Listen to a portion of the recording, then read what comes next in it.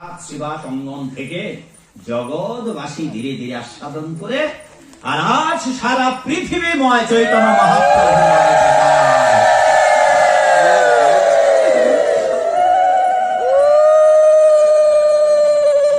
মা হাজার হাজার বছর ধরে তপস্যা করে আমাদের মতো পতিত জীবদের প্রসাদ পাওয়ার ব্যবস্থা করেছিলেন।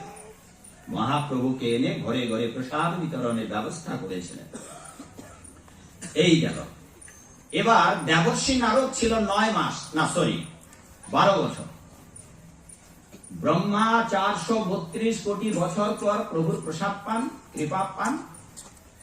দেবর্ষী নারদ বৈকুণ্ঠে স্বয়ং সরাসরি নারায়ণ লক্ষ্মী দেবীর কৃপা সেবা করে কৃপা প্রসাদ পান 12 বছর পর।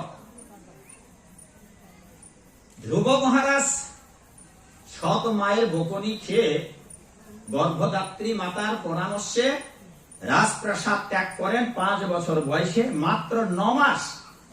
ওম নমো ভগবতে বাসুদেবায়, ওম নমো ভগবতে বাসুদেবায় তপস্যা করে 9 মাসের মধ্যে ভগবানকে বৈকুণ্ঠ থেকে মর্তলোকে নিয়ে আসেন। তিনি 9 মাস পর তপস্যা করবার পর ভগবান নারায়ণের প্রসাদ লাভ করেন। তাহলে ব্রহ্মা 432 কোটি বছর পর, নারদ কত বছর পর? 12 বছর পর। আর ধ্রুব মহারাজ 9 মাস। আর আমি আজকে এখন বাজে আপনার 9টা 14, কয় ঘন্টা আলোচনা করব বাবু?